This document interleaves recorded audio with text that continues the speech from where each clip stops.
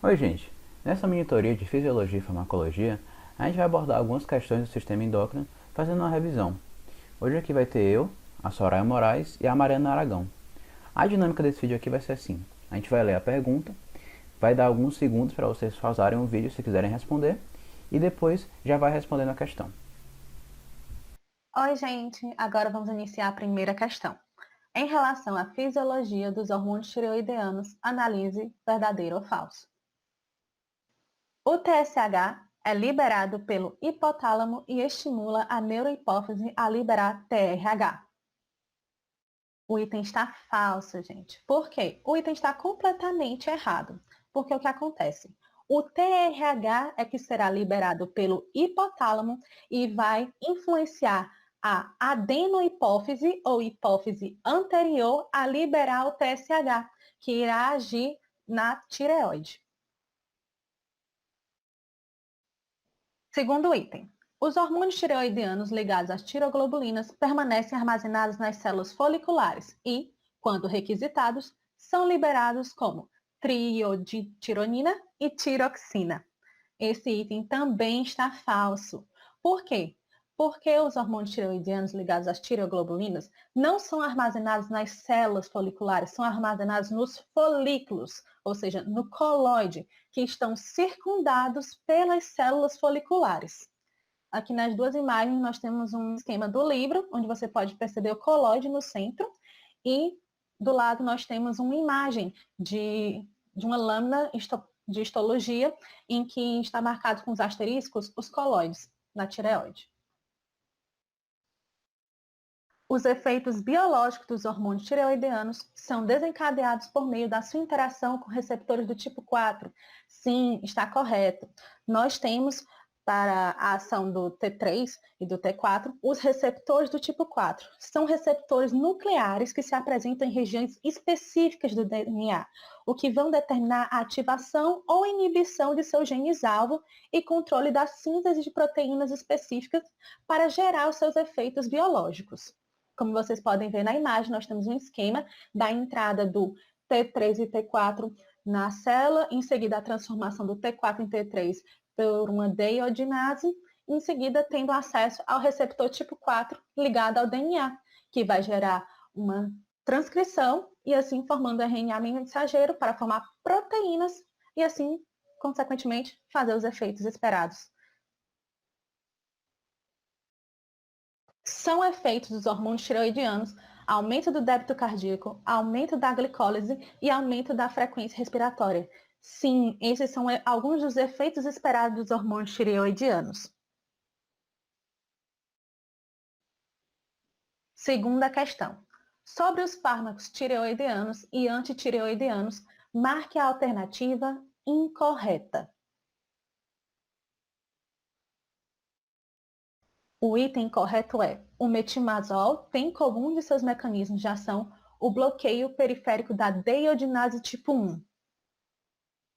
Agora nós vamos comentar um pouco por que esse item é o incorreto. Porque, na verdade, em relação às tiamidas, quem irá provocar o bloqueio do periférico da deiodinase tipo 1 será, na verdade, o propiltiuracil.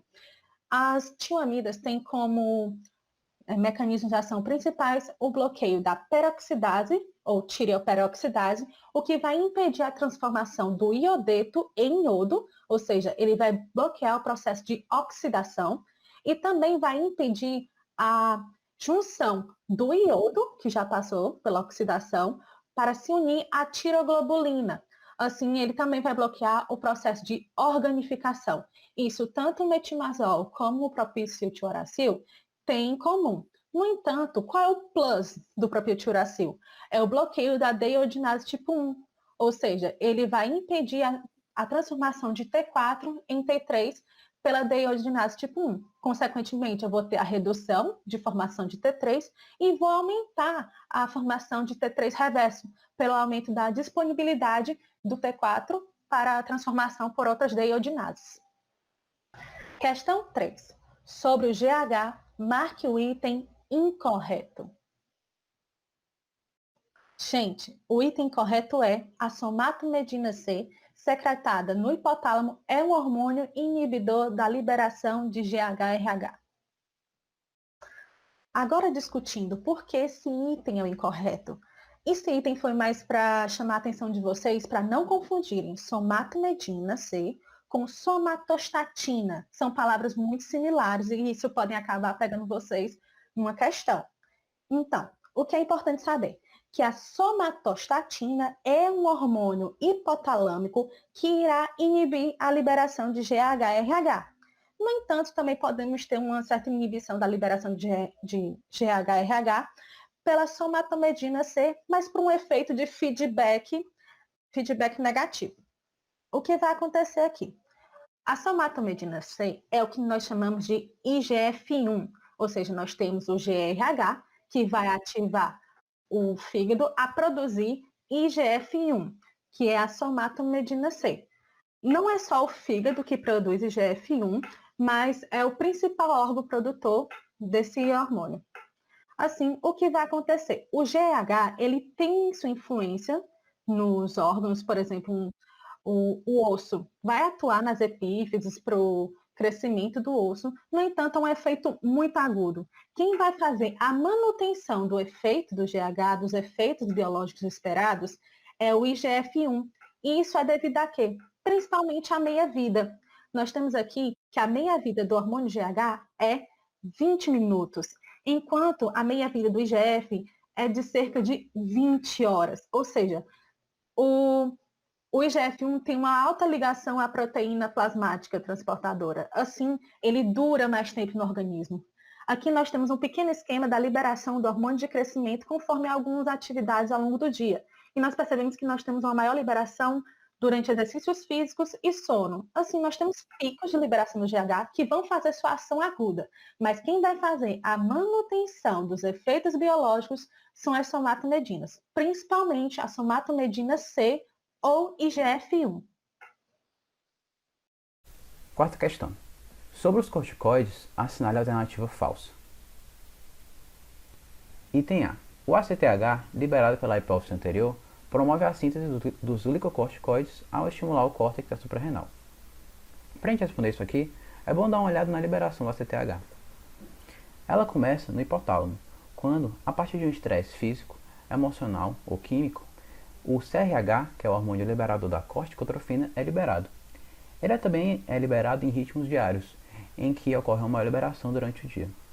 O CRH vai estimular a hipófise anterior, que vai liberar o ACTH, que vai fazer sua ação no córtex suprarrenal, estimulando a produção de cortisol. O item B diz que o cortisol tem como mecanismo de ação a alteração de fatores de transcrição. Para a gente responder isso aqui, é bom dar uma olhada em como funciona o mecanismo de ação do cortisol. Bem, o cortisol ele é transportado pela corrente sanguínea ligado ao CBG. Porém, ele entra nas moléculas como uma molécula livre, apenas o cortisol. Entrando, ele se liga primeiro a receptores intracelulares, que vão estar estabilizados dentro da célula a partir de proteínas de choque térmico 90 e outras proteínas que a gente vai chamar de proteína X.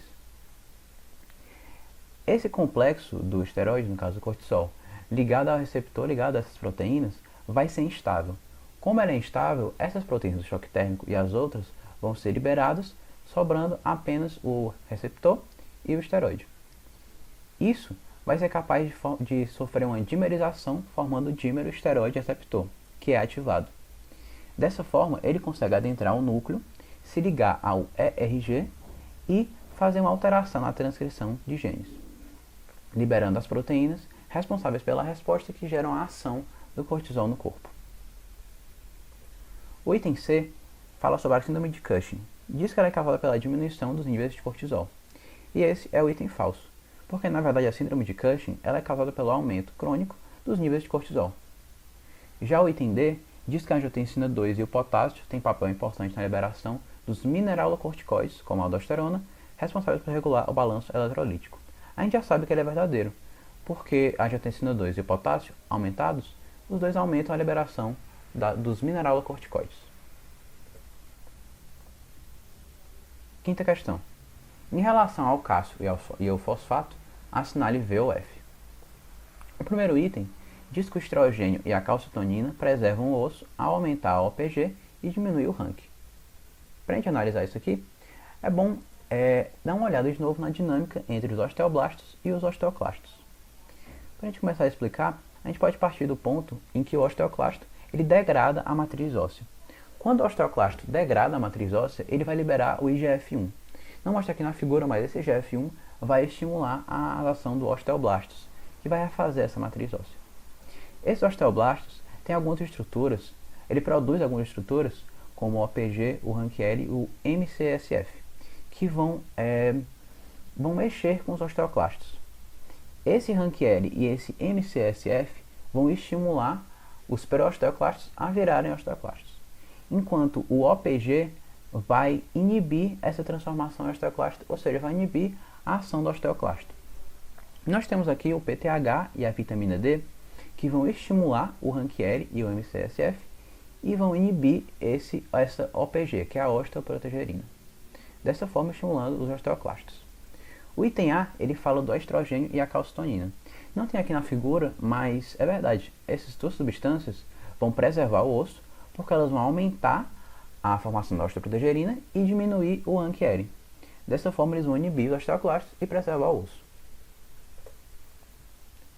O item B diz que a vitamina D aumenta a absorção de cálcio, enquanto o PTH aumenta a excreção do cálcio. Esse item é falso, porque por mais que a vitamina D sim aumente a absorção de cálcio, o PTH na verdade vai diminuir a excreção do cálcio. Dessa forma, essas duas substâncias trabalham juntas para manter os níveis de cálcio dentro do organismo. O item C diz que a redução do intervalo QT e a falta de apetite são sintomas da hipocalcemia. E ele também é falso, porque na verdade esses são sintomas da hipercalcemia.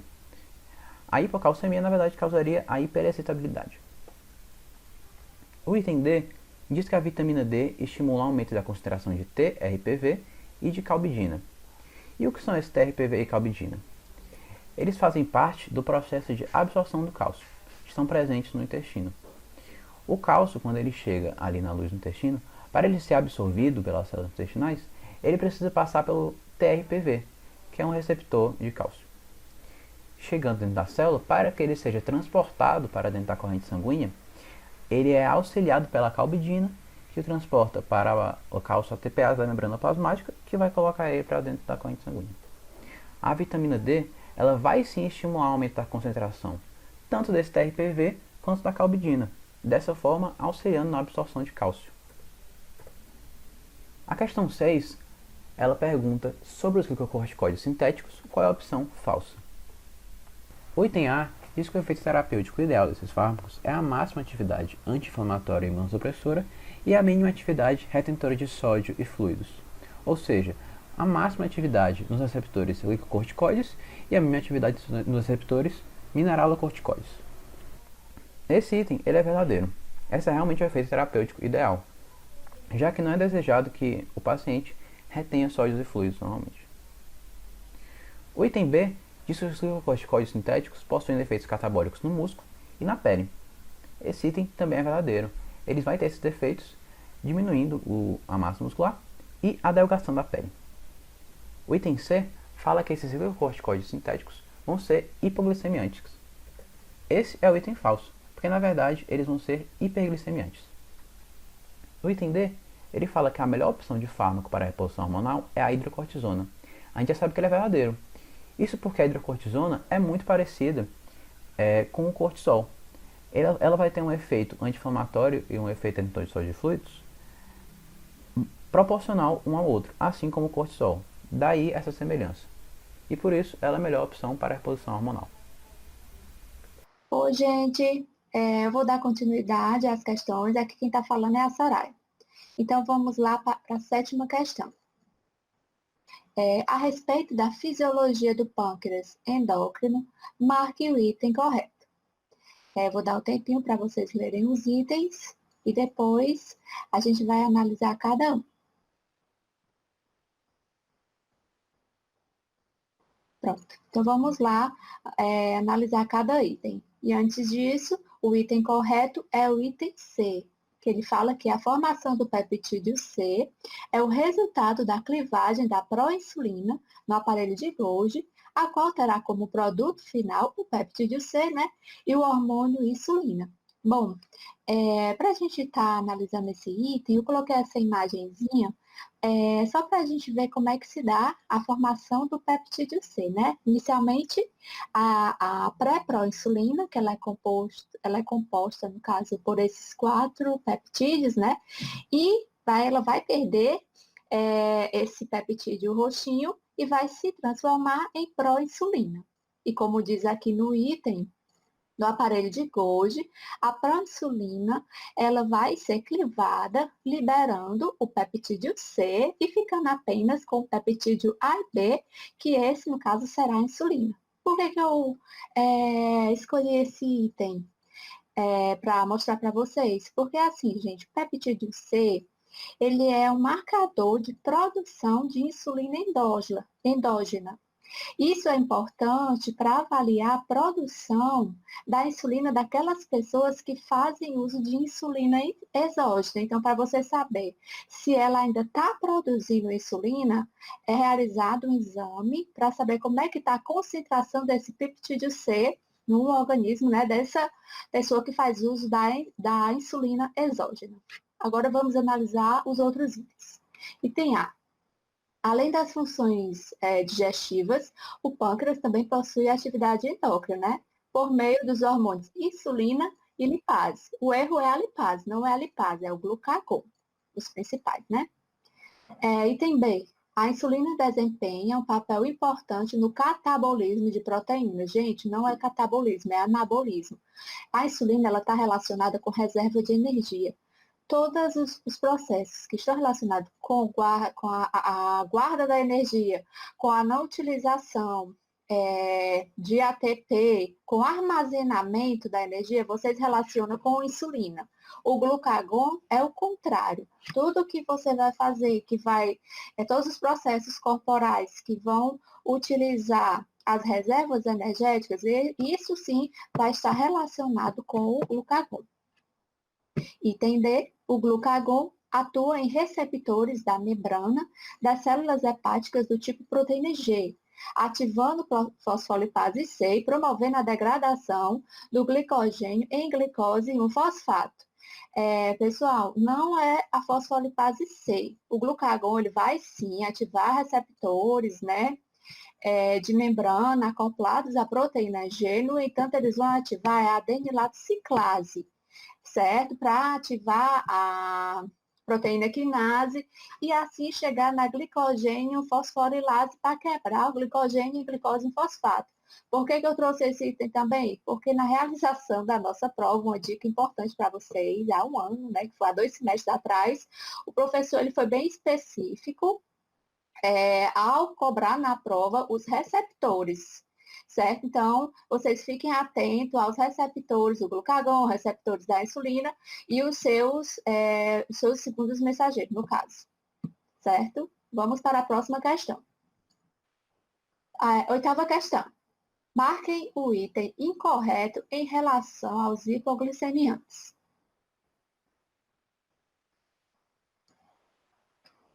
Pronto, agora vamos analisar os itens. O item incorreto dessa questão é o item E. O item E, ele fala, a Saxenda, em dose de 0,6 mg uma vez ao dia, é um dos fármacos de escolha para diabetes mellitus tipo 2. Esse item é falso por quê? Essa dose, 0,6 mg uma vez ao dia, qual é feito para pacientes com diabetes mellitus tipo 2, é para o Victoza. Certo? Apesar de Saxenda e Victoza serem o mesmo princípio ativo, a liraglutida, né?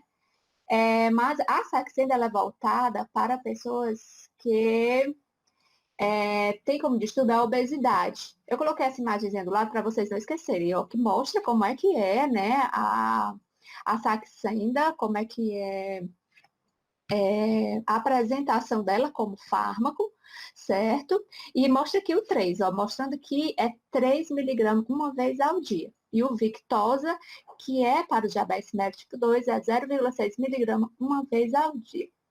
Os outros itens, eles estão corretos. Mas vale a pena revisar o item C, que ele fala que as sulfonilureias apresentam como mecanismo de ação o antagonismo dos canais de potássio ATP dependentes. Esse item é verdadeiro. E vamos revisar aqui um pouquinho como é que se dá esse mecanismo de ação. Bom, as sulfonilureias, né, elas vão antagonizar esses canais de potássio, como mostrado aqui na figura em rosa. Eles vão, no caso, estar fechados. E como estarão fechados, haverá o acúmulo de potássio dentro das células betas do pâncreas, né? Esse acúmulo de potássio vai fazer a despolarização da membrana e isso causará a abertura dos canais de cálcio. O cálcio ele vai entrar dentro da célula beta do pâncreas e vai ser responsável pela liberação das vesículas de insulina. Questão 9. Marquem o item correto sobre os fármacos que atuam no metabolismo do cálcio. Pausa para vocês lerem os itens.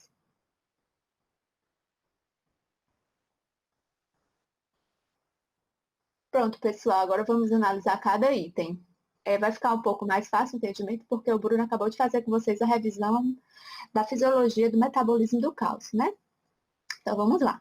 O item verdadeiro é o item A, que ele fala: fármacos como gluconato e carbonato são utilizados como suplemento em dietas com deficiência de cálcio na doença renal crônica. Esse item é o verdadeiro, né? É necessária essa suplementação, uma vez que em dietas pobres em cálcio, né, é necessário você fazer a reposição do cálcio. Na doença renal crônica é importante porque vai haver uma diminuição, uma redução na reabsorção do cálcio. Por isso, há necessidade dessa suplementação. Item B. O paratormônio reduz a reabsorção e o metabolismo ósseo na hipercalcemia. Esse está errado porque o paratormônio ele vai aumentar a reabsorção, certo? Do metabolismo ósseo, no caso, quando ocorre hipocalcemia. Certo? Então, se houver uma hipocalcemia, no caso, a redução do cálcio no sangue, o paratormônio ele vai ser produzido para aumentar essa reabsorção do osso, né? E liberar, no caso, mais cálcio para a corrente sanguínea. Isso, gente, porque lembrando que o paratormônio ele vai estimular o osteoclasto, que vai degradar a matriz óssea e liberar esse cálcio para a corrente sanguínea. Certo. Como mostra aqui nessa imagenzinha embaixo, ó, essa célula grandona, que é o osteoclasto, né, fazendo a reabsorção óssea, e essas célulazinhas pequenininhas na borda, que são os osteoblastos, fazendo o que? A deposição de cálcio na matriz óssea. Terceiro, o haloxifeno simula a ação do estrogênio nas mamas e no útero, contribuindo para o não aparecimento de câncer nessas partes do organismo. Esse item ele é falso porque o haloxifeno ele vai simular a ação do estrogênio no osso, certo? Ele não vai ter relação com mamas e nem com o útero, né? E isso vai ser bom, porque o estrogênio no osso ele é o osteoprotetor, certo? Isso vai favorecer, no caso, a não aparecimento, né, de osteoporose e a não relação do estrogênio, nem com mama, nem com útero, vai favorecer o não aparecimento de câncer nessas partes, uma vez que o estrogênio no tecido mamário, ele vai proporcionar a proliferação desse tecido. Item D. O alendronato induzirá a apoptose dos osteoblastos, reduzindo a reabsorção óssea. Gente, esse item é falso. Olha, o alendronato, ele é utilizado para quê? Para o tratamento de osteoporose.